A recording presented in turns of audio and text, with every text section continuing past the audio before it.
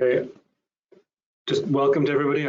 I see there are already a good number of people online. I was going to wait for another couple of minutes to give everybody a chance to log in. But just to let you know that we are here and live, so I'd better say something. Okay.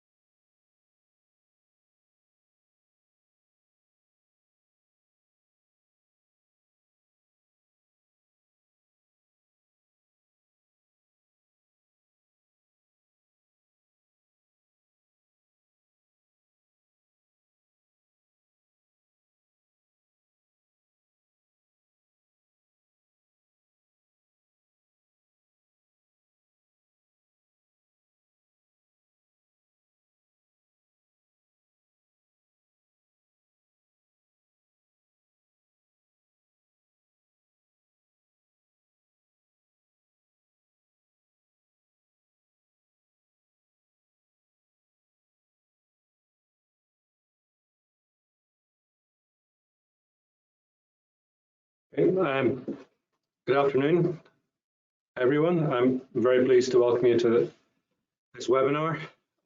This is a webinar that celebrates the interaction between the Faraday Institution and the Journal of Physics Energy.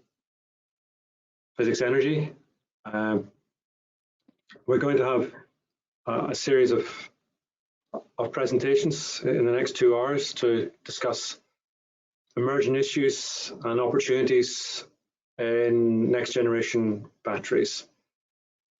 So just briefly go through the agenda. Around about 2:10, Lawrence Hardwick will start off, tell us about in situ vibrational spectroscopy of electrode interfaces. Following that, Nuria Tapia-Ruiz will give an overview on electrode design for high performance sodium-ion batteries. And after that, Paul Shearing will present on lithium sulfur technology and the LISTOR project. And then Dr. Alison Nadoma from the University of Sheffield will present on next generation cathodes for lithium-ion batteries. If people finish in good time, we'll have a few questions at the end of the talks. But in general, we'll have our main questions in the final question and answer session after all 4 talks. So please post your questions in the chat, and I guess I'll be asking the questions for you because you're unable to speak. So please keep those up and running as that's a very important aspect. I'm also very pleased and very pleased to tell you that Journal of Physics Energy is now progressing well. It's a big risk to take a new journal and have it in open access. It's taken a lot of work from the team, but we've actually achieved an impact factor of essentially 6 in year 1, which means that the journal is really in play and really attractive place to publish. Most impact factors reflect a 2-year impact, so we're hoping that we'll be in double figures in the next year, and we're encouraging people to publish here. And if you look at the end cost, I think we're going to look at that in more detail, but I think you'll find that although there's an open access cost, the cost that our institutions are normally paying for high profile journals at the moment are probably more than the IOP is charging for this. So it's in a good position, and let's just hope we can progress this. And it's always good to have an open access journal that's run by an institute and not which has got science as its initial priority, and not making a lot of cash, as a lot of competing publishers will do. So next slide. One of the key things that we've been doing to make a presence is to deliver a series of roadmaps, and this has been done very much in with the support of the interaction with the Faraday Institution, or more especially with the people working in the Faraday Institution Fast Start projects. So there are 3 roadmaps published so far. First one was on solid-state batteries, which was published last year. Earlier this year, lithium-sulfur batteries was published, and in the last week, the roadmap on sodium-ion batteries have been published. So these are setting a scene in the space for the journal, and also the roadmaps themselves are very high value, and something that we hope will be repeated every 2 years as a sort of go-to place to address some new technologies. So I should now proceed to the first presentation, and I'm very pleased to welcome Lawrence Hardwick from the University of Liverpool. Lawrence is one of the leading scientists, young scientists in the lithium-ion or in the batteries area. He's a specialist in vibrational spectroscopy, and I'm very much looking forward to his talk on in situ vibrational spectroscopy of electrode interfaces. Okay, Lawrence, hopefully you've got access. Thank you very much, John. And I appreciate you used the word young in your introduction. That's certainly from where I'm sitting, you're young. that's a very good start, I think. Okay.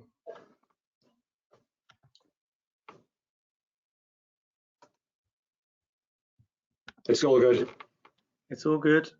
Perfect.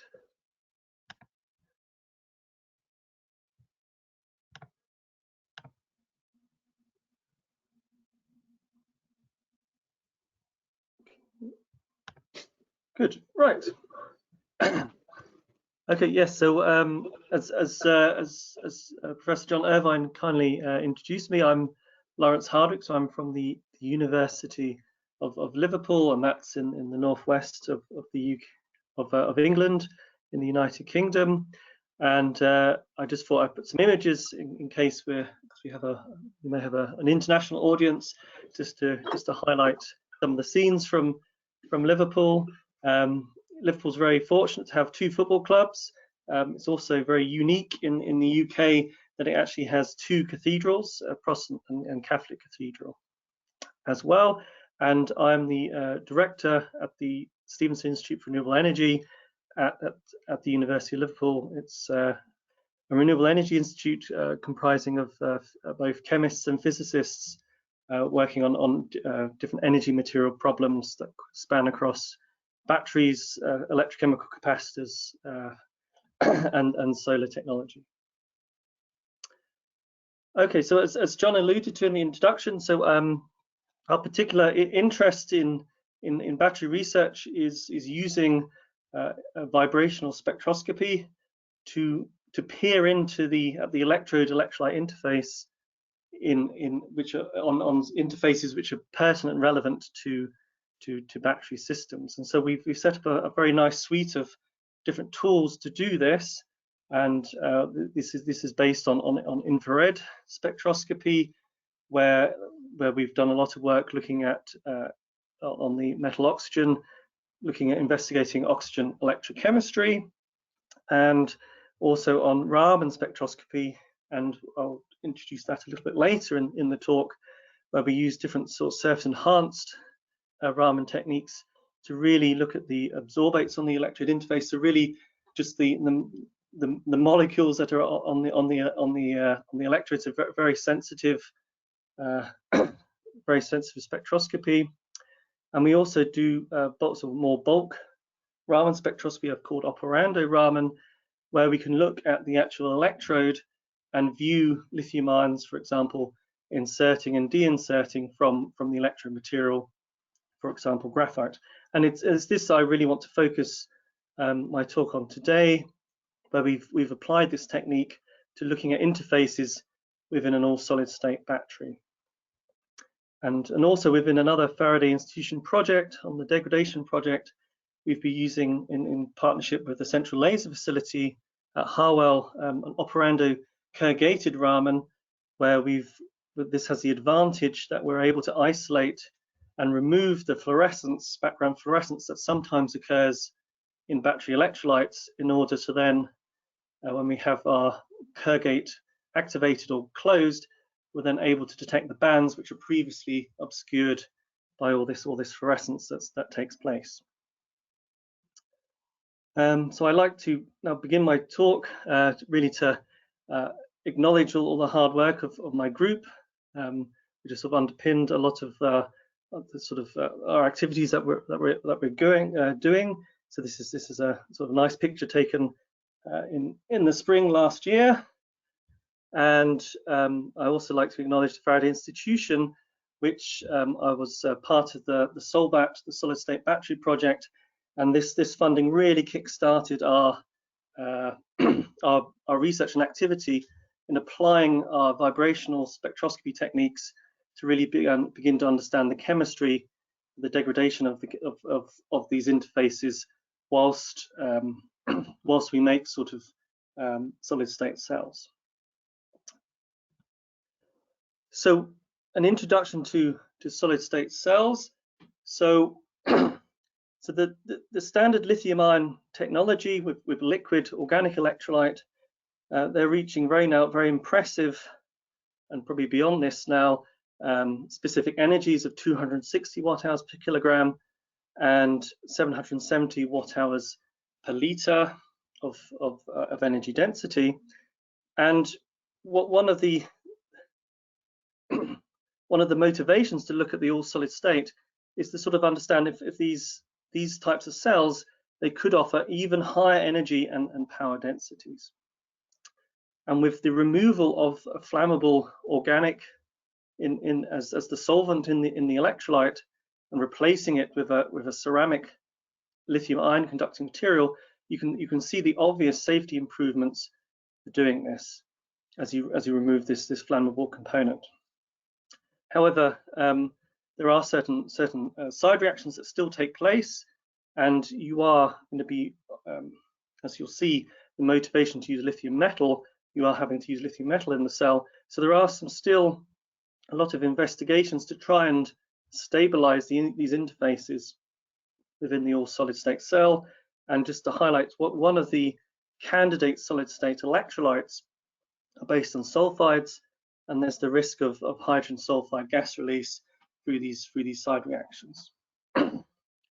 So this image here comes from a very nice review paper by Yannick and Zaya in Nature Energy a few years ago now, and they looked at the sort of trying to sort of unpick the motivation going to all solid state, say beyond say safety considerations. So here we have the lithium-ion battery, the state-of-art lithium-ion batteries. So we have our graphite negative electrode here, and then we have our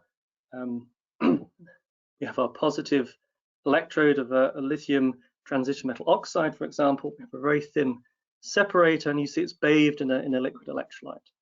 So we take that as our starting point here in terms of area or volume and mass. If we replace our graphite here with the right amount, perfect amount of lithium metal, and then we have a thicker also ceramic separator, say for example 10 micron, we can get improvements of about 70% in volumetric energy, volumetric energy, and an improvement of 40% improvement of gravimetric energy density. However, so we can see here that if we have the lithium, we can get these much greater improvements in both energy and sort of volumetric and gravimetric energy, as well as the safety improvements. Now, if we just stuck with our graphite and used conventional lithium-ion chemistry, you see here that we don't really gain anything with the volumetric, but actually because we're having to use a heavier and thicker lithium-ion conducting separator, we get a slight reduction in the gravimetric energy. However, this type of chemistry and cell could have much better safety performance than the conventional. So it's really this focus here on getting this type of chemistry to get both the safety improvements of the cell, but also to make a step change in these energy densities. Now, one way of looking at our all-solid-state batteries is to look at what is the electrochemical window stability of our solid electrolyte. And pretty much all solid electrolytes have a much narrower stability window than, say, the interfaces that they're coming in contact with. So whenever you bring your solid electrolyte, be it a sulfide and an oxide, you're going to have some side reactions as you bring them into contact, and you form these interface layers on both the negative electrode side and the positive electrode side. So this is sort of our motivation for our research activity within the Solbat project, is to understand how and what sort of compounds do, in particular the sulfide, new class of sulfide electrolytes, how they react and what sort of interfaces form. Now, this may not necessarily be a bad thing that the window is limited, because what you can do, you can have a certain amount of chemical reaction when you bring these your two electrodes and the electrolyte together in the sandwich, but these reactions could be self-limiting. So you could get an interphase layer where then it grows sufficiently thick that the electron transport to further reduce the electrolyte becomes there's an electronic barrier here for that, and so then you have a very stable interphase layer that's grown between these two interfaces. And what's also very interesting, a sort of interesting line of research, is whether that we can prepare these materials with these types of interfaces already present, or to put certain coatings on, particularly our positive electrode active materials, to enable stabilization and to enable very good lithium transport across these interfaces, because you don't want to have significant impedance of the lithium metal across this. So within, again, some promotion of our roadmap on solid-state batteries, so our part of that roadmap was to talk about characterization techniques.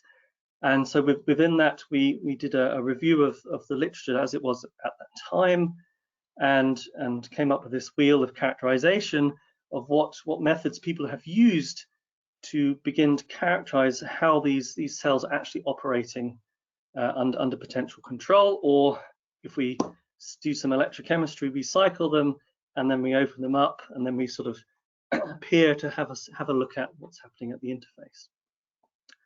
So as I've said before, I'm really interested in the chemical processes that take place, also to highlight to really get solid state cells to work. There's a huge amount of understanding in terms of getting the mechanics and the engineering of these electrodes optimized, because you have these volumetric changes of the materials as the lithium is going in and out of our active positive electrode material, and also we're stripping and placing lithium at the other electrode, and so there's things are moving around in the cell, and so getting our engineering is very important. And so X-ray tomography is a very key technique to sort of understand and follow the morphology inside the cell as it's undergoing cycling. So in terms of chemical methods, ex situ, to look at the cell, you have transmission electron microscopy, Raman spectroscopy, and X-ray photoelectron spectroscopy, and NMR. And then in terms of either doing in situ or operando spectroscopy, you can use electrochemical methods, such as electrochemical impedance spectroscopy, advanced sort of XPS as you're looking at the interface, and again Raman, STEM, electron energy loss spectroscopy, and magnetic resonance as well. And always the challenge, particularly with the vibrational spectroscopy, because we've got an all solid state cell, how do we actually access and visibly see, get visible light access to sort of interrogate these interfaces? So I just wanted to have a quick tutorial on some of the descriptions of some of the methods. So you see you'll see in the literature, if you're following sort of different characterization techniques, that they can be described as in situ or operando. So I just want to take some time to define that. So in situ is a Latin phrase, and that means on site or in position. So we're able to do our spectroscopy actually on the electrode as it sits in its say natural electrochemical environment. And then this operando phrase, it's again another Latin phrase. It means working or operating. And really the difference in, say, operando spectroscopy is that you're measuring your system in place, but under realistic operating conditions. So say, for example, to take the pure operando spectroscopy, it would be, say, doing the spectroscopy of an actual operating cell. So within our research, we do both, as I would say, in situ and operando type of spectroscopy. So we have our, say, bucket cell, and we have an electrolyte volume to an area ratio is very high. So we have a huge excess of electrolyte. We have a planar electrode, and we're doing some electrochemistry. So we're doing our spectroscopy on site, but these are far away conditions from, say, what you'd actually expect realistically within a battery. And then we have our, say, more operando type investigations, when we have a specific cell where we have pretty much the same arrangement as we would in a, say, coin cell, and our electrolyte volume to area becomes closer to practical. And one of the challenges within using different spectroscopic techniques is to try and bring our methods as close to the environment as would expect within a commercial cell, in order so that when we observe different changes and chemical changes under potential control, we can be confident this is really what's also happening within commercial cells. So let's look at the cell that we've used within some of our solid state measurements. And as I said, the challenge is really to get optical access to these interfaces within all solid state cells. So what we do is that we have an aperture, and this can either be a copper current collector or a very thin layer of copper or gold, and then onto this sits our solid state electrode, or we're sort of depositing lithium through onto our gold, for example. And so we can then shine our laser beam through here, and then as we was doing the electrochemistry, so this could be our solid state electrolyte and our lithium metal here. So we've got our sandwich cell. We can then follow with the Raman spectroscopy through our special window here that we've made, which has got electronic contact, and we can follow the change of our solid state electrode. So very briefly, just to say that Raman spectroscopy is a non-invasive technique, and it's really a very useful technique because it really gives us a lot of information on the type and nature of the chemical bonding within a system. And as you've seen, when we combine this with an electrochemical cell, we can really follow how the nature of the chemical bonds change under potential control.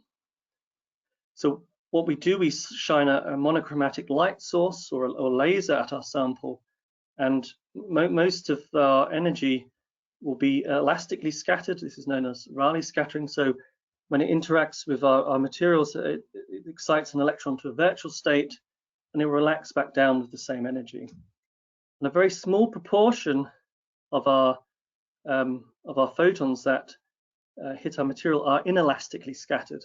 And in this case, what we use this type of scattering, the Stokes scattering, where some energy is lost after the excitation. So we've lost some energy from our photon. And so we can then see this energy difference is related to the strength of the chemical bond. So if we now look at some of the data that we've done within the SOLBAT project on operando Raman microscopy, we first looked at a very sort of traditional positive electrode material, the lithium copper oxide, and our agirodite electrolyte, and an agirodite, what's known as an agirodite electrolyte. So this is a sulfide electrolyte, and so we have our our load curve here. So this is the electrochemical data from the cell. We charge it up, we remove the lithium from the lithium copper oxide, and then we discharge and we put the lithium back in again. And so what we have observed on our solid state electrode is as we charge the cell, we have our signals for our lithium copper oxide, and as observed in traditional liquid electrolytes, these bands disappear as you remove the lithium.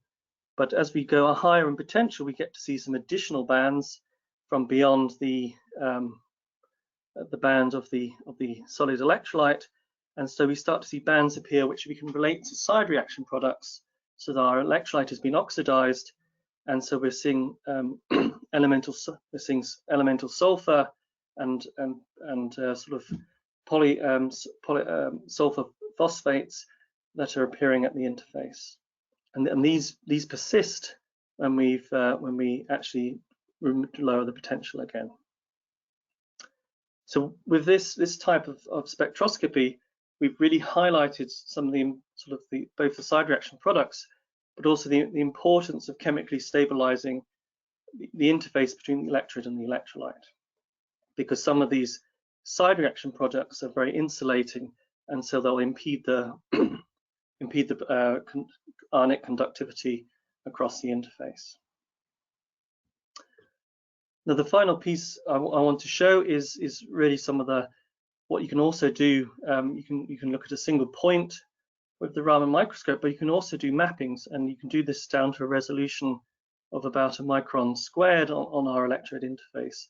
So we can take, in this case, this is 20 microns by 20 microns, so we have 400 spectra taken across this area. And what we can do, we can then look at different characteristics, characteristic bands of certain compounds that we have within our solid electrode. And so this is a different type of sulfide electrolyte here, and so we've mapped this, and essentially the blue is there's not much around, very weak signal, and then the higher colors is a very high prominence of this material, and then the black is that we aren't able to detect it in that particular area.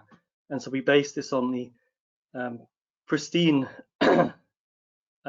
material, and then we look for these characteristic bands. So we can see here, this is our positive electrode material, and so when we do our mapping, we can see this is our very nice particle of our lithium nickel manganese copper oxide here on a ratio of 6.6.2 to 0.2.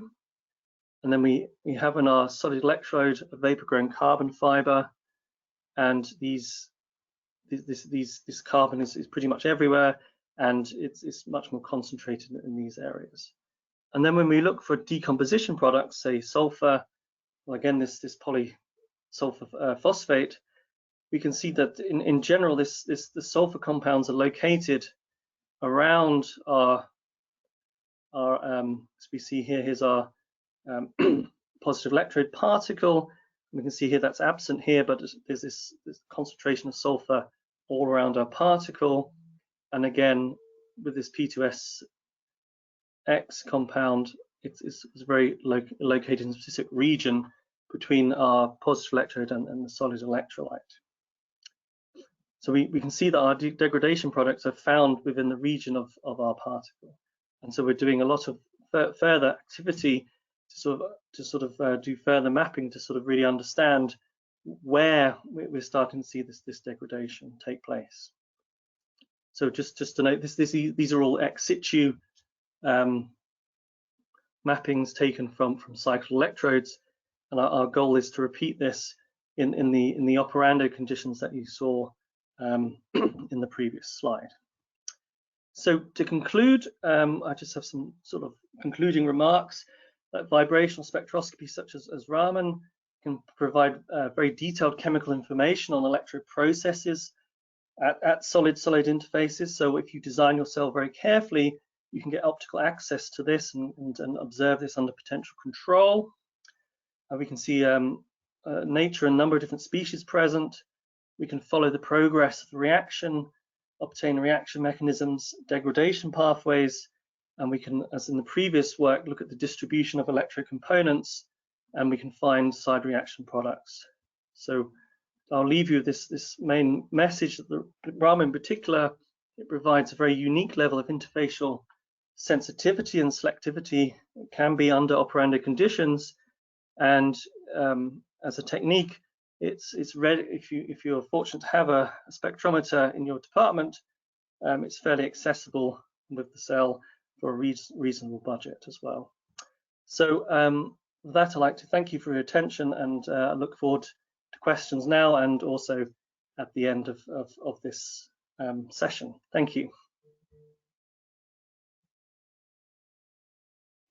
Thank you very much, Lawrence. I think we're nicely on time, so I think we'll move on to the next presentation, if that's okay.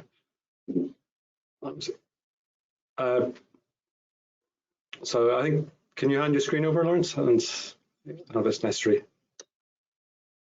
And I'm pleased to welcome Nuria Tapia Ruiz, who is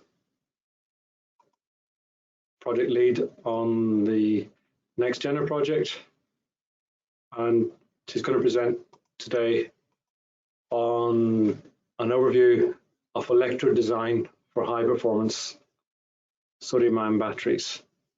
Again, Nuria is a leading young scientist in the battery field and part of our future in this area. So Nuria, it's all yours, I hope. Hi, sorry, I'm trying to get it set up. It's looking good. Yeah. Okay, so I'm going to disconnect my camera because sometimes my internet is a bit funny, so I think it will work better. Hopefully you can hear me okay? Yeah. Okay, good. Right. Okay, so thanks very much, John, for the introduction, and thanks to the organizers for the invitation to speak at this seminar today.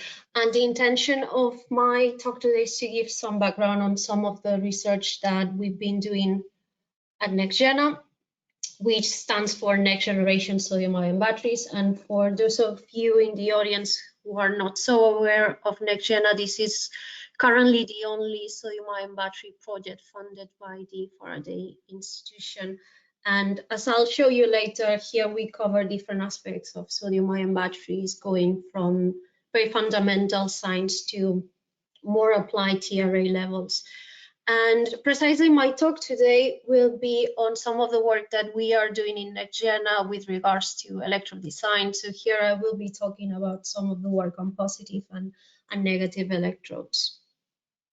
So first of all, I'm going to tell you a bit about the motivation behind working on battery research. So I'm pretty sure most of the people in the audience working on energy-related topics are very aware of this figure here, which represents the need from different sectors to reduce carbon emissions down to 0 by 2050 in order to limit global temperature rise by 1.5 degrees Celsius at that time.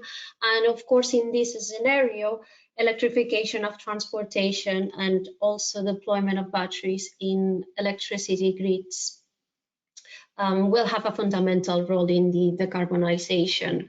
And so we expect an increased demand of batteries, which indeed is meant to increase by 14-fold by 2030. And in response to this, the UK is developing its first gigafactory that is managed by Britishvolt, which is meant to create about 3,000 new jobs and has plans to produce about 300,000 electric cars a year by 2027. And then there are also some other initiatives, such as the Faraday Battery Challenge, which comes with a pot of money from the government of about £330 million to do both fundamental research and innovation in the battery area. And within the Faraday Institution topics of research, we have about 14 different projects. Most of them looking at 4-year projects, some others are slightly shorter, but they are all looking into different battery aspects. So some of them are looking at, say, short-term type of battery solutions, and these are lithium-ion batteries for electric vehicles and aspects related to that, say cathode materials, for example, electrode manufacturing, recycling of these batteries, and also safety.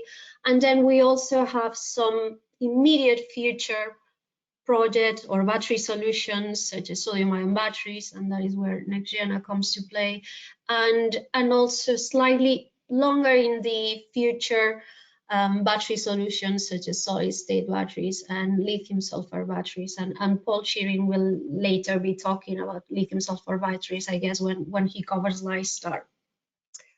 And hopefully this gives me a good ground state to start talking about sodium-ion batteries in more detail.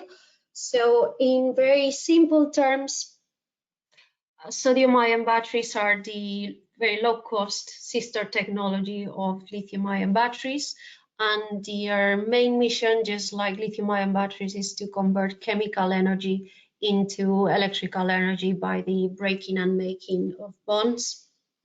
And as I just say, this is a low-cost technology and also very sustainable due to the fact that we are replacing lithium for sodium, which is very abundant. And also we make use of carbon collectors such as aluminium rather than copper, which also causes very huge reductions in the cost. So some literature says that it is expected a reduction in the manufacturing cost of about 30% when compared to LFP. These batteries are also very safe, so they can be transported and stored at their low energy state, so completely discharged, and conveniently can be considered as a drop-in technology of lithium-ion batteries, and so we can use already existing manufacturing plants to make these sodium-ion batteries. In my opinion, though, the main challenges ahead with these batteries are the fact that the energy density of sodium-ion batteries cannot be compared to some lithium-ion batteries, and that is something that it is difficult that will change, given the fact that we are having a heavier atom sodium compared to lithium, and also the very soluble nature of the SCI that we have in these batteries, which makes it very, very difficult to understand and requires most likely the use of operando and in situ techniques for the investigation of the inorganic and anorganic species that we have in the SCI, and in fact the CEI layer too. And just to finalize with my introduction of sodium-ion batteries, I wanted to show you in this slide here that indeed the future is very bright for sodium-ion batteries, and that we are closer than ever for massive commercialization of these batteries. So very recently there has been an announcement from Haina Battery, which has demonstrated this battery here of 1 megawatt-hour for solar energy storage and intelligent microgrids in China. This works based on layer oxide chemistry. So they are using a layer oxide containing sodium ion, manganese and copper, and a soft carbon anode. Then pretty much at the same time, we have also heard from Faraday and their partnership with ACE-ON from the UK, which is a solar energy and storage specialist, and they are also creating with these batteries mobile solar power station, in South Africa. And then within Europe, we also have heard about Tiamat, which is a spin-off from CNRS, which has plans to reach about 6 gigawatt hours per year by 2030 with these batteries here, which are 18650 cells that contain in the cathode side some sodium vanadium fluorophosphate component. And here I'm only covering 3 examples, but in fact there are some other companies around the world working in sodium-ion batteries. We have Altris, for example, in Sweden, which is looking at Prussian white cathode materials. There's also Natron in the US, also looking into Prussian blue analogs, and also aqueous chemistry, so slightly different from the other 3, which are using organic electrolytes. And hopefully with this, I just want to convey the message that the future is very promising, because at the moment we are not having a very fixed electrode or electrolyte chemistry, and that gives us a tremendous playground to look into all these different and very exciting sodium chemistries. And here I want to come back again to NextGena and talk to you a bit about how the project works, who we are, and what is our main mission. So this is a diagram here that shows the different academic partners involved in NextGena. So we have St Andrews, Lancaster, Cambridge, Sheffield, UCL, and also STFC. We have a few industry partners. These are all based in the UK, working heavily on sodium-ion batteries. So I talked already about Faraday, but there's also AGM and Regalera. And then we have external partners within the UK, such as Diamond, which is our own synchrotron in the UK. And then we have also CIC Energigun in Spain, ICG Montpellier in France, and then we have also overseas partners such as ITD Bombay, Warsaw, and University of New South Wales, who is a collaborator on synchrotron diffraction experiments to help us with operando measurements. And then we have classified our work into 3 different core work packages, which are looking at electromaterials design, both in positive and negatives. Also, we have an aspect of computational chemistry, which is looking into refining our compositions, but also perhaps predicting new compositions. Then we are also looking into electrolytes, new electrolytes, which are safer, and interfaces, typically SCI. So we are looking at the anode electrolyte interface. And we then have a scale-up and optimization work package. And these three different work packages then are underpinned under our advanced characterization platform, which is a sort of toolbox that features very important in situ and operando methods to prove different aspects of battery materials, such as surface and interfaces, microstructural properties, dynamics, and structure within the coin cell and pouch cells, and at short range and long range order. And our main mission, so by year 4, basically what we want to achieve is to produce at least 1 prototype cell with some clear performance advantages of the state-of-the-art, which baseline is being set up by Faraday. So we are working very closely with our industry partners on this. And in the next slides, obviously because we have many different research activities going on, I will be focusing on a few examples of the activities that are taking place under Work Package 1. And before I do that, allow me some self-advertising. So we had a bit of advertising at the very beginning with John, but I just want to remark this again. So we very recently published, just a couple of days ago, our 2021 roadmap for sodium-ion batteries. So most of the authors are from NextGena, but we also have international collaborators from the Alistor European Battery Network.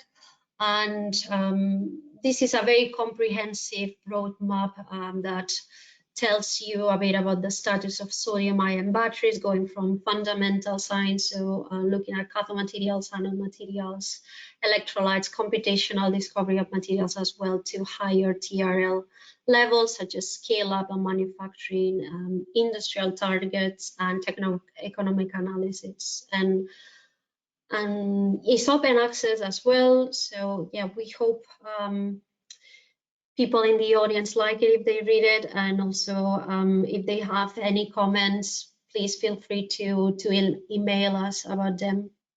And I'll start now with some examples of our work. So within the positive electrode materials area, we can say that this is divided into two different families of materials. So the figure on the left shows a bit of the work that, well, doesn't show so much, but you can see in the title, we are looking into layer oxides with P2, P3, and O3, P2 type of structures. So these are sort of hybrids, which are being looked at in SCFC, St. Andrews, and Lancaster. And then on the right of the slide, we have polyanionic compounds. These are being looked in Sheffield, and mainly we are focused now on sodium ion phosphates and pyrophosphates. And obviously the materials choice at the moment is driven by the performance metrics that we want to achieve in the final prototype that we want to deliver. And depending on this, we will go for either energy density cathodes. So these are typically the layer oxides, or materials that are more suited for power density applications, such as the polyanionic materials. And another thing to consider here, or that we are taking in consideration, is the fact that we want to make these materials always using very straightforward synthesis routes that can produce large amounts of material, at least of 10 grams, because then we'll have to scale them up. And obviously we are also very conscious about the sustainability and low cost of the raw materials that we are using to make these. So on the layer oxide side, I'm going to show you a few examples of things that we are doing. So, but first I'll introduce you a bit into the chemistry and so on. So here I have represented the O3 type and P2 type structures for these compounds. So these are, as the name says, layered. So basically we have transition metal oxygen layers represented in pink, sandwiched by sodium layers. Notation or the letter of this notation comes from the coordination of the sodium. So in the O3 type compound, we have sodium in the octahedral side. In the P2 type compound, we have sodium in the trigonal prismatic side. And then the number after just comes from the number of repeated transition metal oxygen layers that we have within the unit cell. And here we're mainly focused on P2, but also P3 type compounds, unless we use them in a combination with O3, due to the fact that they typically show better rate capability. Due to the structure itself, it's easier to jump from trigonal prismatic side to trigonal prismatic side. Also, they show better cycling stability, when compared to O3, and that is because they suffer less phase transitions, even though I'll show you in the next slide that there's a problem with some phase transitions typically occurring at high voltage for these materials, and they are also typically more stable under air and oxygen than the O3 type compounds. And yeah, however, one of the main concerns with these P2 type compounds is the fact that when we almost fully dissociate the P2 type compound, we end up with an O2 type structure, which forms due to the gliding of the transition metal layers upon full dissociation. And as you can see in this cycling plot here, this is for P2 sodium nickel manganese oxide that causes a tremendous degradation upon sodium extraction and insertion. And so several approaches have been looked at in the literature in order to make this transition much more reversible by elimination of this O2 phase. So by tuning the structure, via doping, or even changing the different transition metal composition, works have shown that we can lead to the OP4 and the Z phases, which are some sort of intergrowth phase between these two here. Typically, the Z, though, is slightly different from the OP4 in the sense that in this phase we have slight migration of the transition metal to the sodium layer. But this review here, I would recommend it. It's quite nice and explains a lot about these transitions. Now, one of the things that we are looking at then is to try to improve this transition, and one of the works done related to this area is led by Jake Britton and Bill David from Oxford, who are looking into placing calcium ion pillaring in the P2 type, or between the transition metal oxide layers in the P2 type compounds, in order to fix these two layers so they cannot move when the material is fully dissociated. And so here there's some synchrotron X-ray diffraction data that shows that they successfully synthesize these materials at different levels of calcium, and then they perform some Rietveld refinement against the synchrotron XRD data in order to get an accurate structural model. And here there's some data related to this refinement. So it is possible to tell what is the maximum solubility of calcium within the structure. So here we have that about 3/36 calcium ions can be inserted. And after that, basically, we end up with different impurities, which are calcium nickel manganese oxide, calcium manganese oxide, and more nickel oxide, which we actually can never get rid of.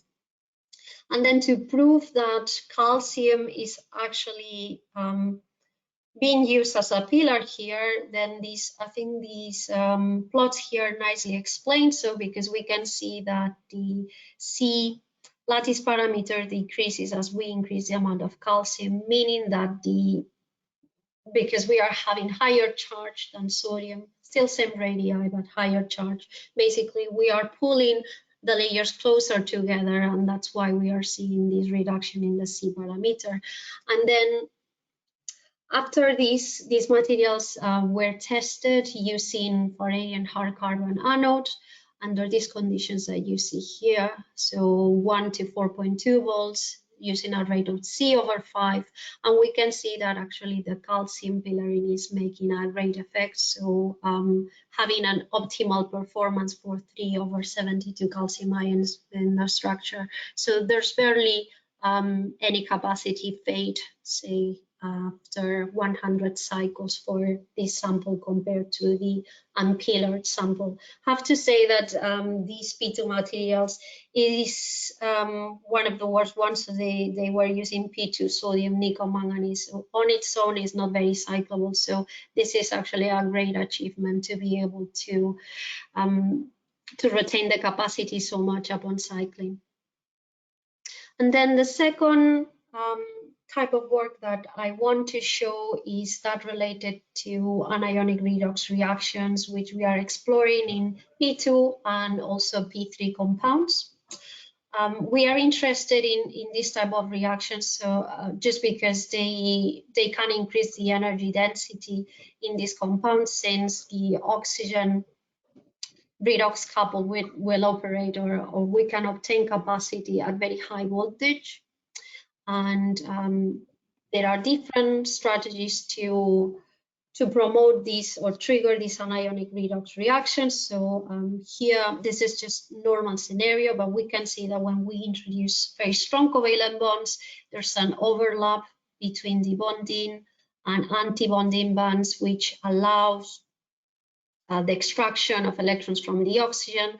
And then more recently, it has been shown that if we create, or by adding direct or indirect vacancies, we can create under-coordinate oxygen, which triggers the formation of an extra oxygen band, which is found at a lower energy than the antibonding band, and therefore that also has effects on the kinetics of oxygen extraction and insertion. So, sorry, oxygen, I meant to say oxygen oxidation and reduction, and then we can lower the voltage hysteresis at very high voltage when we have a scenario like this one.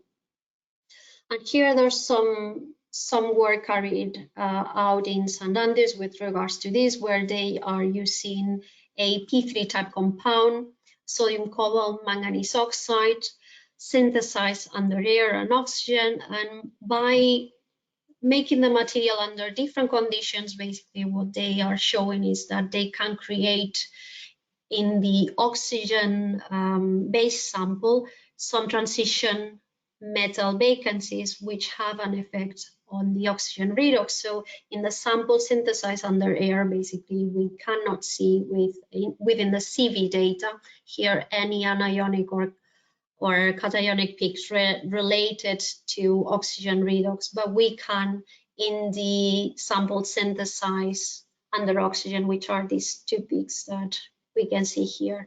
And also that has an effect on the overall performance of the material, which shows a typically slightly higher capacity upon cycling compared to the sample synthesized in air. And here there's another example. Nuria, yeah. You should close, please. Okay, I will. Okay, that's okay. So I'll finish with this cathode. So here we have done or we have made a similar approach in this case with a P2 type compound, and the main goal of this work was to show that when we disorder the transition metal layer, here we are not having vacancies, at least we are not aware of that, but we have a very disordered transition metal layer formed by cobalt, manganese, and magnesium, and we can see how our charge and this, well, the difference in potential between charge and discharge gets lower compared to the sodium, magnesium, manganese, which is the compound that we are using as a sort of baseline. And I will finish here. So I'm going to jump straight to the conclusions. So won't be covering any work on anodes.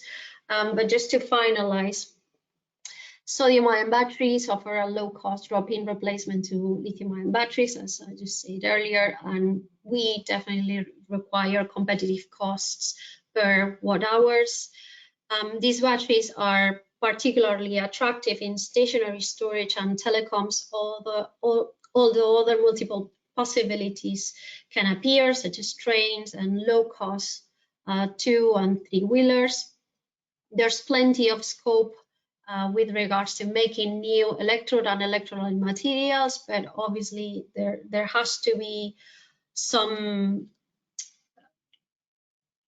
need to find elements which are going to be low cost and also very safe and sustainable. And then one of the very big challenges that we have ahead is trying to identify and understand a bit better the SCI in in these anode materials, just because they are main drivers in the overall performance of sodium-ion batteries. And for that, we will require a multidisciplinary approach and very advanced techniques that operate under in situ and also operando situations. And that's me. So I would like to thank the members of NextGena that which work I have shown during the presentation, also some members from my group, and thank you for your attention, and I'll be happy to take any questions.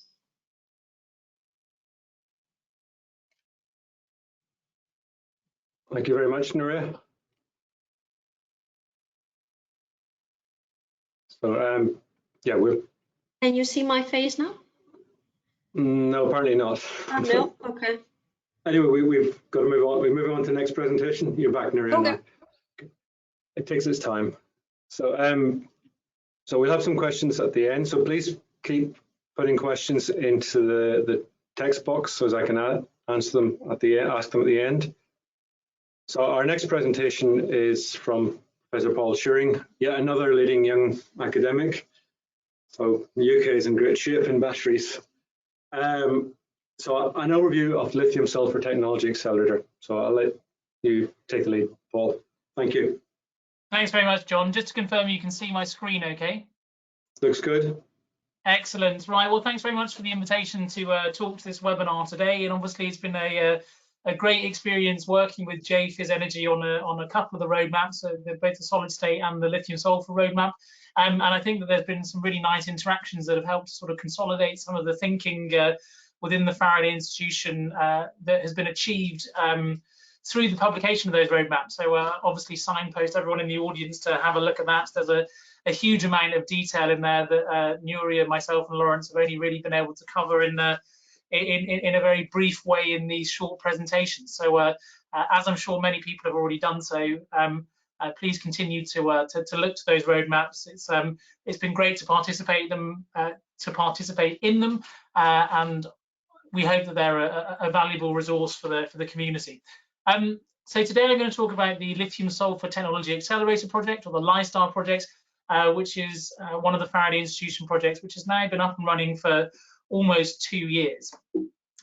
And so in today's presentation, I'll give an intro to that project, articulating some of the aims, objectives and targets, and then present some scientific highlights and a view on where we are going. So as with many battery projects, there are sort of quite high-level roadmaps that articulate the goals for cost, energy density, power density, safety, etc., etc. You can see some of these Faraday Institution project targets, which were set up in around 2018, which sort of illustrate where we're going as a community in terms of developing current and next generation battery technologies. As we've already seen from today's presentations, we have such a portfolio of different options available when we consider the battery technology of today and of the future. And I would argue that actually what we need to do is try and match-make the best battery with the best application, because depending on whether you're in the automotive or the aerospace or the grid-scale energy storage sector, these different metrics are going to mean different things and carry a different weight of importance from those different industries. And so, for example, in the aerospace sector, you may be particularly sensitive to safety. In the grid-scale energy storage sector, you may be particularly sensitive to lifetime. And in the automotive sector, you may be particularly driven by cost. That's not to say that these other metrics are unimportant to those industries, but I think there are unique driving forces for each application. And actually having a portfolio of different batteries, as we've already seen with the solid state and the sodium-ion, and now the lithium sulfur, and I think we'll hear from the Future Cat project next about the next generation of lithium-ion battery cathodes. We do have a range of different batteries to meet those different needs. So I'm going to talk today about lithium sulfur batteries, and we are very excited by the prospect of lithium sulfur batteries because they have some unique characteristics that we think can meet and exceed some of these goals. Now, no battery is perfect, and so a lithium sulfur battery won't be suitable for every application, but there are some particular driving forces. For example, the low cost of the raw materials, the high gravimetric energy density, The opportunity, because we're not looking at intercalation compounds, we can perhaps widen the temperature window. And because it's a relatively new technology, the ability to design new modelling and BMS systems and new recycling and remanufacturing processes, we think are quite exciting and compelling opportunities for lithium sulfur. So why bother with lithium sulfur? Well, lithium-ion cells are a wonderful technology and one that many of us will be relying on as we're dialing into today's webinar. But there is an inherent limit which we're getting quite close to. There are a range of possibilities, but many of these solutions are some years away, and the lithium-sulfur technology is quite comparably mature. There are some obvious benefits of lithium-sulfur versus lithium-ion, and that's sort of articulated here in this spider diagram, which is one of our Faraday Institution insights. Particularly, you can see the advantages in terms of the high gravimetric energy density. So the watt-hour per kilogram figure is something that lithium sulfur is particularly good at, and that's because they're an intrinsically lightweight battery. You will see there are other things where we're less attractive as a technology when we look at lithium sulfur. The volumetric energy density for a lithium-ion cell far exceeds the current and indeed future projections for lithium sulfur. But as I say, by matchmaking the right battery with the right application, we feel that there is some really compelling opportunities from lithium sulfur technology, and we're keen within the LISTAR program to identify those early market applications. Within the Faraday portfolio, there are sort of a range of research programs, some focusing on lithium-ion, some focusing on beyond lithium-ion, and a range of underpinning characterization projects which span a range of different technologies. And obviously, today we've heard already from the SolBat and NextGen program, and along with LISTAR, they form the sort of beyond lithium-ion battery research activity within the Faraday Institution. So, what is the Lithium Sulfur Technology Accelerator? It's a large consortium which involves 8 universities and 8 industrial partners, all with a sort of shared philosophy to improve the scientific understanding of the lithium sulfur cell, but importantly also to accelerate the technological relevance and the deployment of lithium sulfur batteries within early market applications. As I said, matchmaking the right battery technology with the right application is a core theme of lithium sulfur, and so we're keen to find these catalytic early market opportunities that we hope will really energize the lithium sulfur battery sector and enable it to move forward. Within the Lithium Sulfur Technology Accelerator, we are taking a whole cell approach. So we have 4 work packages which are individually addressing different problems and different components within the lithium sulfur system. But quite importantly, we are keen to bring all of these together within a cell demonstrator, which shows, hopefully, how we can both chip away at some of these fundamental scientific questions, but also bring them together to demonstrate a viable commercial prototype. As ever, I just want to quickly acknowledge the many people that contribute to this project. So here's the rogues gallery of people which span our academic partners. Here are the co-investigators, but perhaps most importantly, the engine room of the research project is from the research fellows and the PhD students. So many thanks to all of those for their contributions to today's talk. So I'm going to start by articulating some of the targets for a LISTAR battery. We've got a set of specific and quite ambitious targets which will span a range of different criteria. They include the operating temperature, the power density, the volumetric and gravimetric energy density, and the cycle life. And what we want to do within this project is set ambitious but realizable targets which we can achieve in concert. So the initial cell performance targets on the far left were in 2019. And over the course of the program, we want to, within a single cell, improve the power, energy density, cycle life, and temperature window. And you'll see on the far right where we hope to get to by the end of the program. And if you're interested, of course, the Faraday Insight that I mentioned and the LISTAR roadmap goes into a huge amount more detail about how we set those targets. Our initial developments are looking at improved cycle life and increasing the rate capability, but our secondary targets may open up specific commercial avenues. So, for example, if we can extend the operating temperature to extreme low temperatures, then there are some niche applications which, again, we feel could be exciting as catalytic market opportunities. We are looking at the whole cell, and so we're trying to embed some techno-economic thinking into our evaluation and development programs. And you'll see where we are with a lithium-ion battery based on NMC, a bit less than £100 per kilowatt hour in terms of the cell cost. And that was some information that was from a Faraday Institution white paper from a couple of years ago. And this blue bar is sort of decreasing every year as we achieve more manufacturing efficiencies for lithium-ion batteries. Our baseline for a lithium sulfur cell is closer to about £200 per kilowatt hour.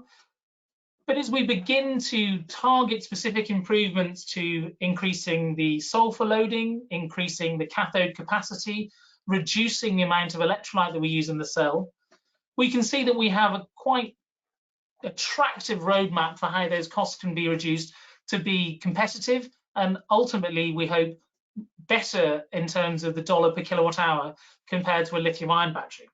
Of course, within any battery, there's a significant fraction of cost devoted to the raw materials, and within a lithium sulfur cell, that is particularly attractive because the raw materials are intrinsically very, very cheap. Now, the economies of scale have not yet been achieved at present for the lithium sulfur, and so we think that by embedding a sort of manufacturing mindset into some of our scientific development programs, we hope to quite quickly be able to achieve some of the cost reductions that are articulated on this slide. And so, building on some sort of previous work from consortium partners, we're trying to design a roadmap for success, not necessarily to build the world's best battery on day one, but to target some early market opportunities by chipping away at all of these problems, making a cell that has an acceptable temperature range, making a cell that will meet the UN 38.3 requirements, making a cell then that will do better charge, discharge rates, and have higher volumetric and gravimetric capacity. And at each of these steps along the way, we think we're opening up more and more market opportunities. So our development cycle is initially improving the cycle life to 100 cycles, and we think that a minimum viable product could be achieved with a 100 cycle battery. However, of course, as we move forward, we want to improve that to hundreds and ultimately thousands of cycles. But by targeting specific applications, again, as early market opportunities, we think that early on within this roadmap, we can begin to meet some of those targets. How are we defining success? Well, as I've mentioned already, we want to be able to demonstrate the translational aspects of our scientific and fundamental research in terms of a cell demonstrator. So across the LiSTAR consortium, we're aiming to produce cathodes with 4 to 5 milligrams per centimetre square of active material. We want to improve the discharge rate to about 1C and achieve 60% capacity retention over 500 cycles. Now, these targets then inform all of the activities that we do in each of our work packages, and ultimately in our final work package 4, we aim to bring all of those together in a cell demonstrator. And so in the next few slides, I'll try and just give an overview of where the program is and how we are getting on really with meeting those targets within our roadmap. We do believe that identifying niches for lithium sulfur batteries is one way in which the industry will be able to move forward. So the complementary sort of requirements of the application and the battery technology are critical to our roadmap. And what we have here is a battery that is intrinsically lightweight, has a high temperature tolerance, has some safety advantages because it can be shipped to zero state of charge, and is naturally buoyant. And so our early market opportunities are going to be things where we can really benefit from those key metrics. So things that fly, aerospace and satellites, and have high temperature tolerance, lithium sulfur batteries, we believe, will be a key enabler for low carbon and zero carbon flight. Large personal power packs, perhaps for military or other niche applications where there is an intrinsic drive towards reducing the weight of those batteries. Again, lithium sulfur will hopefully play a key role in achieving those goals. Now, these are not necessarily the biggest battery markets in the world.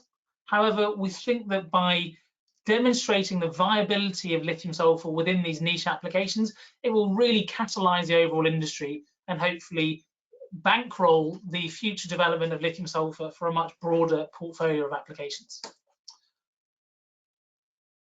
We think that lithium sulfur will likely be focused on large applications. It has high gravimetric energy density, but lower volumetric energy density.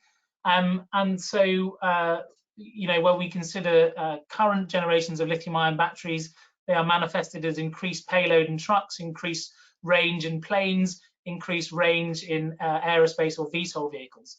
And so we are analysing in detail each of these use cases so we can tailor-make a battery for the different applications. So next I want to move on to talk briefly about each of the work packages. We've got our 4 work packages on cathodes, electrolytes and electrochemistry, modelling and cell and device engineering, and finally just present a scientific case study from within the consortium. So when we think about cathode design, this was our initial mind map in terms of what a lithium sulfur cathode should look like. And you can see it's quite messy and there's lots of contradictions here. We want to minimize electrolyte loading, maximize sulfur. We want to avoid passivation, but retain good electrical conductivity. It is a tough nut to crack. And so at the beginning of this program, we set about establishing a cathode design framework. And actually the roadmap was a key opportunity for us to try and articulate this sort of mind map in a slightly more organized way. And in doing this, we now have a design framework to evaluate and design new materials. And we have a range of different porous carbon hosts for sulfur that will enable us to try and develop next generation lithium sulfur cathode materials, which tend to be composites of sulfur and carbon. So we've got new porous carbon hosts, we've got techniques to trap polysulfides or chemisorb polysulfides within the cell. We've got improved cell durability through electrocatalytic conversion. And in fact, we've got entirely new classes of materials that have come along during the course of this program, which map nicely onto that cathode design framework. Our ambitions here are principally to increase the volumetric energy density by increasing the sulfur loading and to make sure that we've got a battery that has an acceptable cycle life. This is also underpinned by some extensive characterization work, which we hope will enable us to more rapidly accelerate our materials development. In work package 2, we're looking at some relatively fundamental electrochemistry, acknowledging that there are still quite a few unknowns in terms of how the lithium sulfur system works. And so work, particularly at Southampton and Cambridge, is targeting a new understanding of the reaction mechanism within the lithium sulfur cell, so that based on this understanding, we can articulate a design map for new electrolytes and analytes and catholytes. We've got a range of different electrolyte approaches, which include the development of alternative redox agents. It includes new solvents with reduced flammability. It includes the identification of catalytic polysulfide species. And work package 1 and work package 2 obviously work in close partnership, because at the end of the day, we want to be able to demonstrate all of this in an operating cell. And so having that crosstalk between the work packages to make sure that our materials development on the cathodes and the electrodes is entirely systematic and consistent is a really important feature of the program. We work closely with the Faraday Institution multi-scale modelling project, but we also have a modelling work package embedded within LiSTAR, particularly tackling some challenges unique to lithium sulfur. These range from molecular level simulations all the way up to battery management systems. And where possible, we're integrating these models with the common modelling framework that has been established by the Faraday Institution multi-scale modelling program. And then finally, our 4th work package is looking at engineering aspects of lithium sulfur cells, packs and modules. And here we also have some work at understanding the interfaces between the anode and the electrolyte, but principally we're looking at demonstrating all of the achievements from the previous 3 work packages within a prototype cell. And in concert with that, we're developing the operational strategies and battery management systems that will enable lithium sulfur to operate in the real world. Just in the next couple of minutes, I want to focus on one scientific case study, which brings together work in work package 1, 2, and 3, and that is on developing a new model for lithium sulfur systems based on experimental input data. So here we've taken a benchmark cathode material out of a prototype cell, and we've been able to use high resolution X-ray imaging to obtain a real life structure of what that sulfur carbon composite cathode looks like at different states of charge. We're able then to use that microstructural framework as the basis for a finite element simulation to explore the dissolution and the redeposition of sulfur species as we undergo the charging and discharging process. And we can see that unlike conventional lithium-ion batteries, we end up with really substantial microstructural evolution, even over a single cycle. By developing an image-based lithium-sulfur model that is fully validated against experimental data, we then have a computational framework which will feed into our materials design and will guide those new porous carbon host designs in order to optimize performance and ultimately to explore cells with increased cycle life. Because we acknowledge that by intelligently complementing experimental and modeling work, we're able to more rapidly accelerate our experimental and modeling programs. So where are we going? Well, we're scaling up our early lab results into commercially relevant cell geometries, and we're trying to do this at pace. We've undertaken our first benchmarking activities so we can consolidate our understanding of the current state of the art. And we're also investigating a number of new exciting chemistries, both for protected anodes, for anode-free systems, and for entirely new cathode and electrolyte systems. In the round, what we are attempting to do, and this is articulated both in the insights and in the roadmap, is to continue chipping away at our fundamental understanding, but stay laser focused on the goals of improving the overall cell performance against those metrics of temperature, cycle life, energy density, etc. So I will just sort of leave you with a couple of plugs here. We've got a Faraday Insight, which has a fairly high-level description of the technology, our 2021 roadmap, and a webinar that we've already done for Lystar. So please do take a look at those. And a final opportunity for anyone in the audience, we will, with the Journal of Physics Energy, be doing a focus issue on lithium-sulfur batteries with a deadline around autumn 2021. So we welcome contributions to the Journal of Physics Energy special issue, and it's great to be able to use this webinar with the Journal of Physics Energy to promote that. Do please feel free to get in touch with myself or with James Robinson, who's the project lead for Lystar, if you want any more information. And it leaves for me to thank all of the partners and everyone involved in the Lystar program for all of their contributions, and thank you for your time, and be happy to take any questions. Okay, many thanks, Paul. That's excellent, and you're nicely on time. But I think we'll move on to the next presentation just now, and then come back to you. And people can please load up questions for us to ask. So next presentation is from Alison Nadoma, who is the project lead on FutureCat, and she's going to present on next generation cathodes for lithium-ion batteries. Alison is from University of Sheffield. So thank you. Thanks so much, John. Fantastic. So yes, I'm representing FutureCat Consortium, and the main drivers for cathode materials and lithium-ion batteries are cost and performance. So you can see, get a laser pointer here, the current chemistries are all aggregated in this region of high specific capacity, relatively high potential. The problem comes with the cost of these battery materials, which is dominated by the cost of the cathode material. So our aim at FutureCat is to decrease the cost of the cathode material while simultaneously increasing the specific energy we get from these batteries.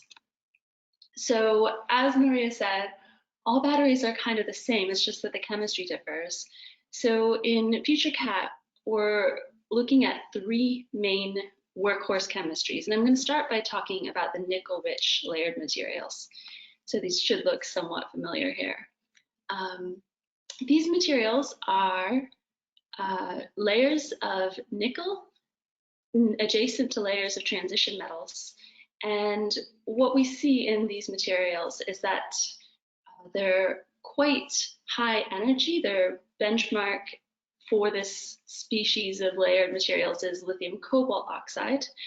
Cobalt is quite expensive, and as we replace that cobalt with increasing nickel content, we're able to access higher specific capacities because we harness that nickel redox potential.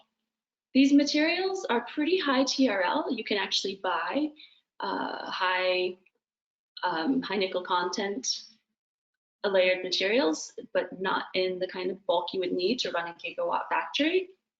The cost is off, though, coming down because we're able to reduce the amount of cobalt or eliminate it entirely, and so that's an advantage.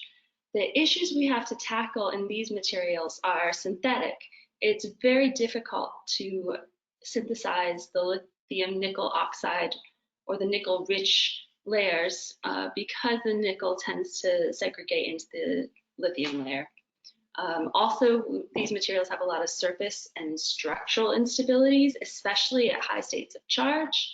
And to access the desirable high capacities, we need to push them to high states of charge. So that is a problem. To focus in on these specific difficulties here, the instabilities in the bulk are largely related to this particular phase transition that happens around 4.2 volts. It's the H2H3 transition. And we only see it in high nickel content materials, not in the lower nickel content materials. And what this transition is a rapid volumetric contraction of the lattice, and that contraction often leads to cracking of the cathode material. And so we see when we push to a voltage where this H2H3 transition occurs, the cathode cracks, and at lower transition voltages, the cathode does not crack. So it's clearly related to this bulk problem. But we also have instabilities at the surface. So these materials are very sensitive to air, oxygen, carbon dioxide, water, especially as you increase the nickel content, you see the production of more surface species that are really inhibiting the performance of the cathode. We also see surface reconstruction upon cycling, where our nicely structured layer material gives way to a rock salt structure, and so we're losing that active material. And we're also losing electrochemical activity and blocking the diffusion of lithium. And finally, we're seeing this interfacial reaction between the cathode and the electrolyte, quite common. It results in the formation of a solid cathode electrolyte interface. There's a lot of different species that form this interface, but it grows over time. And again, it's consuming our valuable lithium and transition metals and blocking the transport of lithium ions. So the solutions we have for dealing with this are pretty generic to all chemistries. The first thing you might want to consider doing is doping or substituting elements to improve the stability. Next, we consider coating the cathode particles to protect them, especially from the electrolyte. And finally, we're looking at the morphology of the particles as a way to overcome some of these mechanical stressors. So focusing on that doping, there's a strategy for pillar doping, where the dopant enters the lithium layer of the lattice in order to sort of pillar those two transition metal layers that are adjacent. So as you delithiate, there's something to keep the structure from collapsing. And one example of this is magnesium, which is a good pillar material. And this example is showing a doped and an undoped sample. And the undoped sample exhibits a much larger contraction in the lattice parameter C-axis, whereas the doped sample exhibits a much smaller contraction during this H2 to H3 transition. And it sounds like a small difference, but that's actually significant at these levels because it is amplified by the thousands of cycles this battery undergoes. And so just a small decrease in the mechanical stress gives a greater lifetime for the battery. Here, we're considering the doping strategy where you actually put the dopant into the transition metal layer, and tungsten is a good material to consider. So we're looking at a doped and an undoped sample. The doped sample exhibits that very strong volumetric contraction that is due to the H2H3 transition. The doped sample does not have that same extreme contraction. The volume varies more continuously across the charging, and it doesn't have as much of a contraction. And so that really mechanically stabilizes the cathode material and enables it to exhibit a longer lifetime. With these changes in the stoichiometry and doping, there are a lot of synthetic challenges, like off stoichiometry, cation mixing. And so what we're using in FutureCat is a very controlled system. It's a batch stirred tank reactor. There's sensors for temperature and a pH controller, controlled atmosphere. All of this enables us to create very reproducible materials, and also it's a step towards process analytic technologies that will really enhance the scale up of these materials when we get to that point. How well are we doing? Well, we'll consider this controlled process in our batch stirred reactor. Here's the diffraction pattern for this very controlled manufacture. It's got sharp peaks. If we compare that to the method using a round bottom flask, which gives much less order in the peaks, it's not as desirable a precursor. And comparing our work to commercial precursors, we're doing at least as well as the commercial precursors, perhaps a bit better. Just looking at the SEM images, you see a much more uniform distribution when you control those processing conditions, and a less controlled distribution of particles when they're not as well controlled in a traditional round bottom flask technique. So that is the cutting edge of these high nickel layered materials. Next, I'm going to talk about these disordered rock salts, which exhibit a cubic lattice with two sublattices. The first is the oxygen sublattice, and sometimes those oxygens are substituted with fluorine. And the second is the transition metal sublattice. And in this sublattice, you can have an exchange of different cations occupying the sites. And so that sort of pie chart coloration is just indicating that there's different probabilities for different metal cations to occupy that particular transition metal site. So disordered rock salt materials are very high energy. They are able to be enriched in lithium, and that leads to that higher capacity, yielding a higher energy. They are entirely cobalt-free, so that decreases the cost and also the social impact of the materials. And finally, they have very high rate capabilities.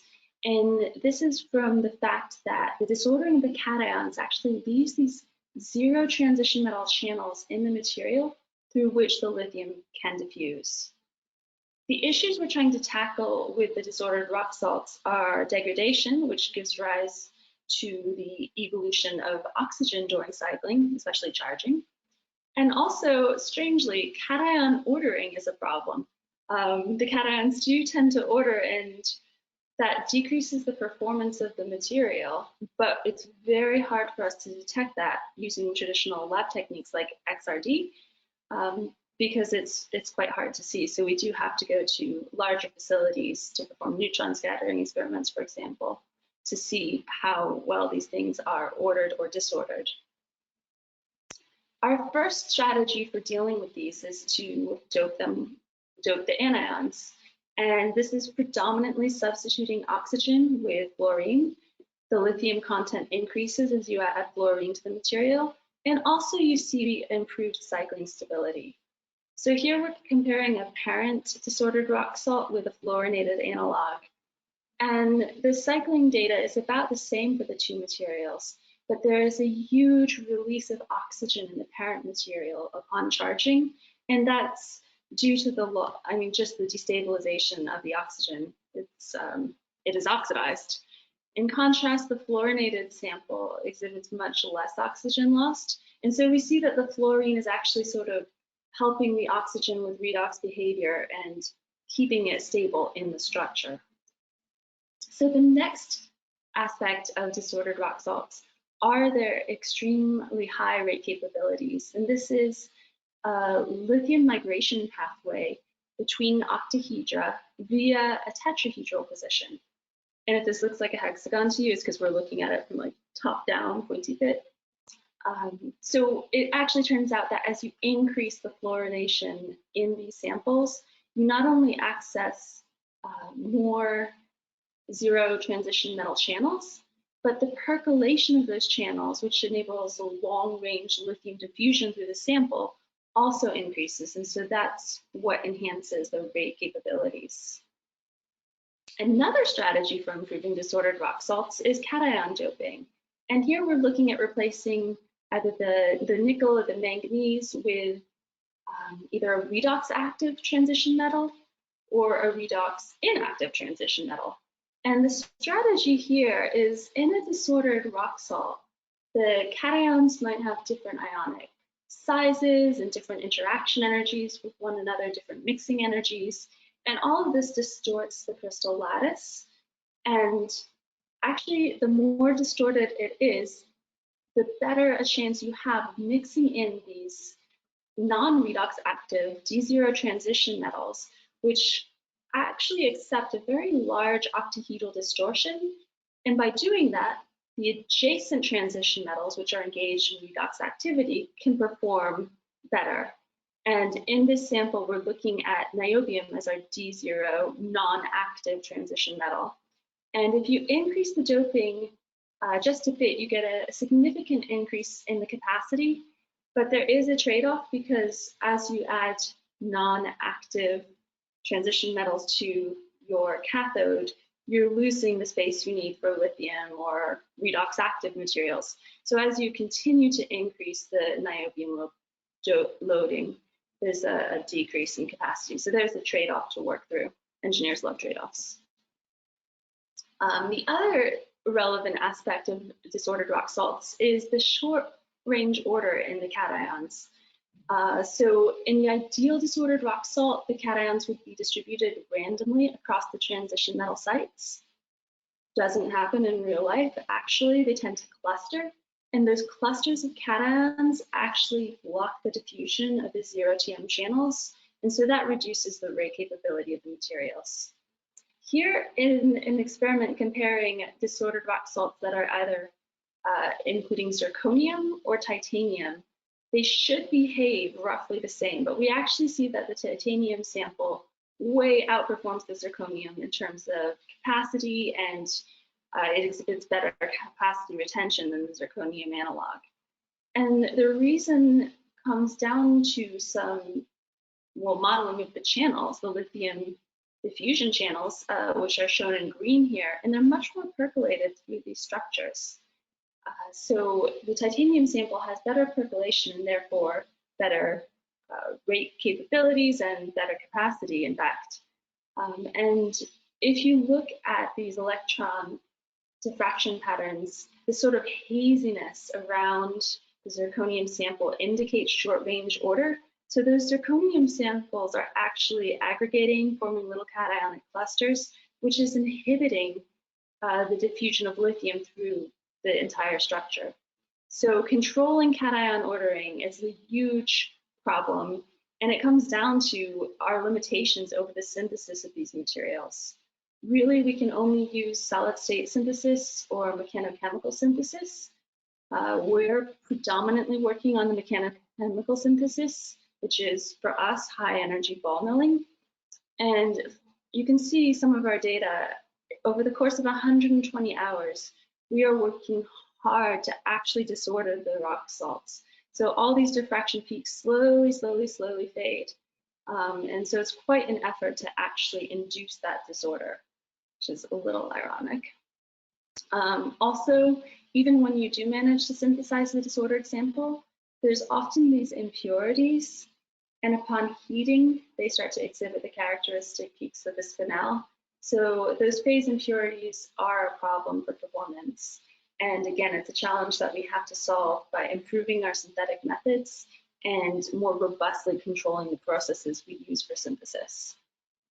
But that brings me on to our last material of interest, which are spinels. And these have extremely high voltage, and that's because they can access deeper nickel redox couples. And they also have very high rate capabilities because the lattice is very open, and so lithium can diffuse through it in 3 dimensions. And again, they're cobalt free, so that's a cost savings and a social impact savings. The issues with spinels are they're difficult to synthesize, the metals can be unstable at high temperatures. There's also bulk and surface instabilities in these materials.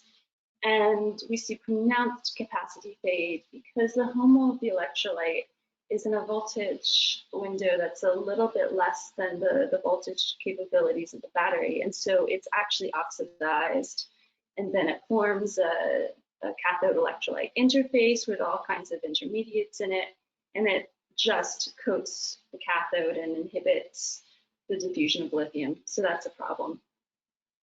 Another problem, which is sometimes less obvious, is the dissolution of manganese 2+.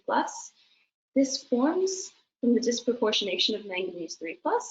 And in the normal half-cell experiments that we run, we wouldn't see much of an effect.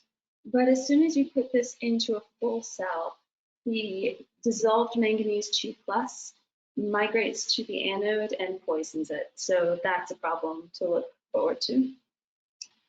Finally, we see the layering of surfaces on the spinel due to the migration of manganese in the material. And so it doesn't sound too awful to have a disordered rock salt phase because I just told you how great they are. But in fact, as you layer more and more different phases, there's a huge mass transfer resistance at each interface.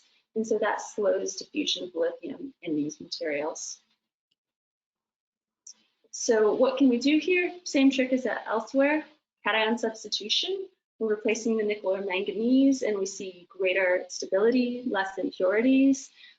Here's the parent LNMO, and as soon as we dope it, there's almost no capacity fade. Disorder is also really important for these spinels, and again, it's because the more disorder there is amongst the cations, the less structural changes occur during cycling, and so that's kind of mechanically fortifying the materials. Strangely, the cation ordered phase actually has lower conductivity than the disordered phase, and so that introduces a bit of charge transfer resistance. And mechanistically, by comparing the ordered and disordered spinel cycling, we can see this 4-volt characteristic manganese 3+4+ redox, which is really lending the stability to these materials. So at this point, we can compare our 3 favorite chemistries. They're all pretty high capacity. They're all relatively good voltage. The differences are really between the rate capabilities due to their structures, and they're also harder or easier to synthesize and therefore to scale up. So kind of like Paul said, we're not really trying to choose a winner here. We're going to try and optimize all of these because we can tailor them to different market sectors. And our strategy at FutureCat is really to take a holistic, integrated approach to cathode design. So the materials are computationally designed. That enables us to identify creative chemistries. Our synthesists are developing cutting-edge techniques and improved process control so that the techniques they develop will be scalable. We're working with the National Physics Laboratories to develop standardized testing protocols because it can be quite hard to compare 2 different cathode materials fairly. And finally, we're feeding this into techno-economic analysis to evaluate, the materials cost for the bill of materials, but also price forecasting how much we think a material would be worth given its performance characteristics. And so all of this is an iterative process. And into that, there's room for developing novel dopants and protective coatings, innovating the analytical techniques we use, especially those around disorder, developing lean manufacturing techniques, and scalable syntheses.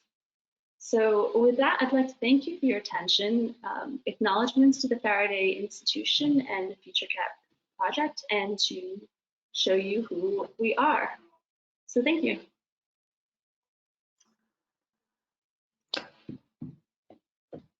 Thank you very much, Alison, and yes, another leading young scientist in the area. So we've got about just under 15 minutes left for questions. So I'd like to share the questions between all the panelists if you're all available. So I'll just start from the top. So in the next 10 years, by how much could the energy density improve for the Li lithium-ion? And there's also a question as to why is the energy shown as watt-hours per kilogram, not watt-hours per litre? So. Or I can answer the last part of that. So can I. Okay. Go ahead. So specific energy is watt-hours per kilogram, and energy density is watt-hours per litre, or watt-hours per decimeter cubed, if you're more of a chemist. So yeah, that's the exact definition for those terms. You may see gravimetric or volumetric energy density, and that there are also other descriptions. So I can chip in there as well. We talk about watt-hours per kilogram with lithium sulfur cells because the gravimetric energy density is one of the key benefits for lithium sulfur. So the volumetric energy density of a good lithium-ion battery today is sort of 250 to 300 watt-hours per kilogram, but it probably has 750 watt-hours per litre. Now, the lithium-sulfur battery is unlikely to ever be competitive on a volume basis, but prototype cells are already 400 watt-hours per kilogram plus. So we're very, I appreciate Lawrence's formal definition of it, but we're very sort of, encouraged by the watt-hours per kilogram figure because it's something that lithium-sulfur batteries do particularly well. Now, different applications care more or less about weight. So aerospace obviously cares about weight. A lot of personal power packs care about weight. But automotive sectors traditionally have cared more about volume than they have about weight. So again, it's about matchmaking the right battery with the right application, and it's good for everyone to look carefully at the data sheets because people will always talk about what their batteries do best, and for lithium sulfur that's often weight and not volume. Yeah, it also depends. It's good to talk about the application as well. So stationary weight doesn't really matter so much, but for transport, weight is certainly important. Alison, could Gary ask you to see where we might go in terms of capacity? Let's say per kilogram. What do you think it's going to be in 10 years' time? Because your project is pretty much on the money on that one. Well, okay, so I mean, capacity per kilogram, specific capacity. Rock salts are the best we have right now. They're only around 300, but I've seen in papers estimates of 1,000 milliamp hours per gram. So that would be probably the most optimistic outlook for 10 years. Yeah. Okay, and obviously lithium sulfur is pretty good on those metrics, but you already are at that level. Okay. Lawrence, can I ask you about your PS and your phosphorus sulfur polymer and sulfur material you're seeing at the interface? Are those a decomposition product only, or could there be an SEI sort of stabilization between the oxide and the sulfide? I mean, this needs to be clarified for further experimentation to be certain for sure. That's my get out card first. I'd say the elemental sulfur is definitely, I mean, would not be an interface because it's one of the most insulating materials we know. So that's undesirable. I guess the question is sort of what we're trying to unpick is what forms by just putting slapping the materials all together, and what chemical reaction is happening, and then what is controlled by the potential. So if we put the solid electrolyte and the positive electrode material together, there's going to be some chemical reaction from that. Some of the lithium's there's going to be there's going to be a reaction, and then when we oxidize, we do our potential sweep. That's going to cause some further reaction. So I mean, what we're trying to look at is sort of how do these reactions persist, and whether we do end up with some equilibrium, some interface that's forming that that gives some longer term stability. So that where we are at the stage is sort of identifying what's there and trying to think about how to control these interfaces to minimize these side reactions. Okay, thank you. Nuria, there's a question for you from George Wilson. Do you try a range of host materials for calcium 2+ doping? Sorry, say that again? Did you try a range of host materials for calcium doping? And if so, did you find different host materials affected the level of calcium doping you were able to achieve? So far, the only work that we've been doing on the calcium doping has been on the P2 sodium nickel manganese oxide, which I believe is the one that suffers from the greatest high voltage transformation, so this P2 to O2. I assume that if that is transferred to other P2 cathodes, which are not so bad with regards to that phase transition, it might work even better. Okay. Am I answering the question? Yeah, I think you're answering it as well as you can. As well as anyone can, I mean. Paul, what considerations are given to the recyclability or second life in lithium sulfur battery development? And that's from Tom Sharp. Yeah, it's a good question, because obviously one of the driving forces for any battery recycling is that they want to reclaim the materials that are inside that. And if you look at a current generation of lithium-ion battery, people are economically motivated to recycle it to recover the cobalt and the transition metals that are the more expensive parts of the battery. Now, because we're using cheaper raw materials, it's good, that's what makes it cheap, but it might also make the economic argument for recycling attractive, because you're not going to reclaim as much valuable material. And so it could be a challenge. I suspect that moving forward there will be mandates for recycling of all batteries, and I think that's very important. And obviously the Faraday Institution ReLib projects are sort of flying the flag for battery second use and for battery recycling.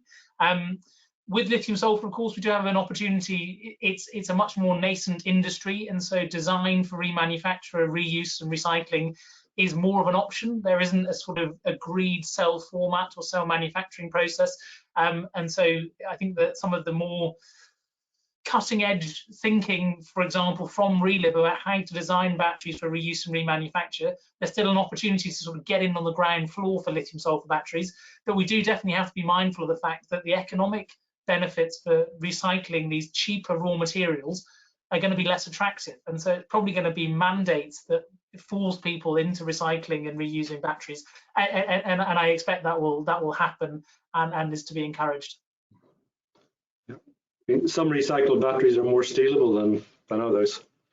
And there's a great market in lead from lead acid, and they've got quite a short lifetime. Yeah, I mean, the lead acid battery industry is fascinating as a case study for the circular economy, because obviously so much of the lead within a battery is already recycled from previous batteries. So I think that actually the wider lithium and post-lithium battery sector can learn a lot from what has been done in lead acid batteries. But you're right, John, they don't last as long as a lithium-ion battery, so they need to be recycled and at scale and relatively often. In some applications, they get stolen very quickly. But Nuria, you please ask. Sorry, I wanted to ask Paul about the stability of these batteries, because I guess to handle sulfur might be a bit complicated. So do you have any information about that? So how do you do it? Because obviously it won't be the same as handling a cathode material for lithium-ion batteries. Yeah, I mean, handling sulfur is not particularly difficult. I mean, the really difficult thing about the sulfur and the lithium sulfur battery is that it's got horrible electrical conductivity, and there are big volume changes when it lithiates. But in terms of handling it, you know, it smells bad, and you need to avoid H2S formation. But all that can be reasonably readily controlled, and has been done at scale with a lot of commodity chemicals.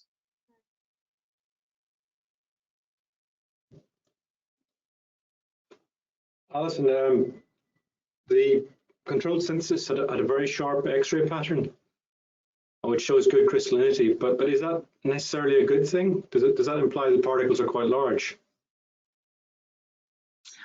So yes, that's a good thing, because the sharp patterns, especially when you see peak splitting, indicates that the layered materials are very ordered, which does improve their performance.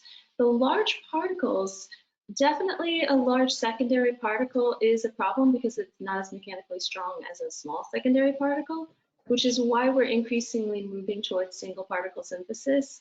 And I probably should have showed that slide. Okay. The other question I was wanting to ask you is the rock salt, the disordered rock salts with the high capacity. How good is the cyclability? Because normally something that has such a high capacity doesn't cycle that well. Fantastic question, yes. So at this point, not spectacular. The materials are degrading very quickly, and we're looking at just creative ways of introducing different cations, because generally you see like 4 or 5 different cation species doped in to improve. Each one is helping the other one out, and so looking for that cooperativity is kind of an ongoing issue for us. Yeah, I guess that's the sort of high entropy sort of systems that Cedar is making, right? Yeah.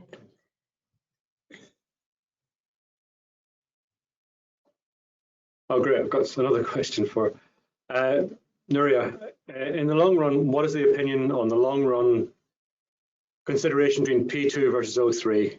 And also, how does oxygen evolution at higher voltages impact electrolyte stability?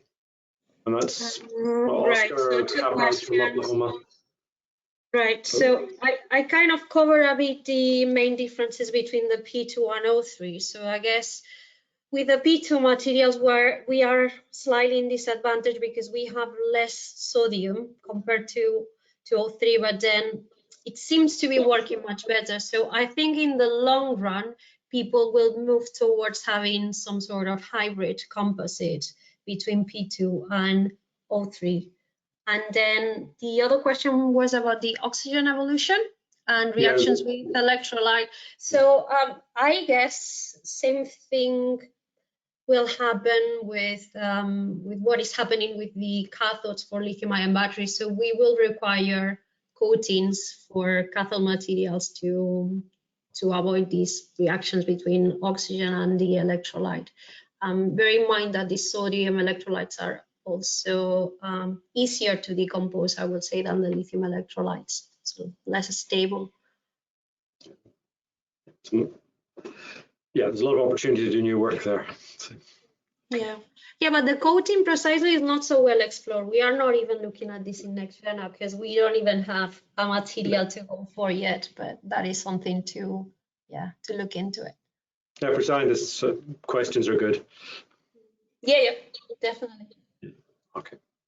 Okay, we're just at 4 o'clock, so thank you very much, everybody, and thanks very much for taking part. And these are fascinating presentations, and yeah, there's no doubt the battery industry is very healthy. I was talking about the hydrogen industry earlier on today, and it just reminds me there's a lot of catching up to do in hydrogen.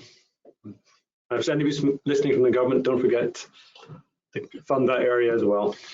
It's paying off in batteries. So, thank you very much. Okay, cheers. Thanks, everyone.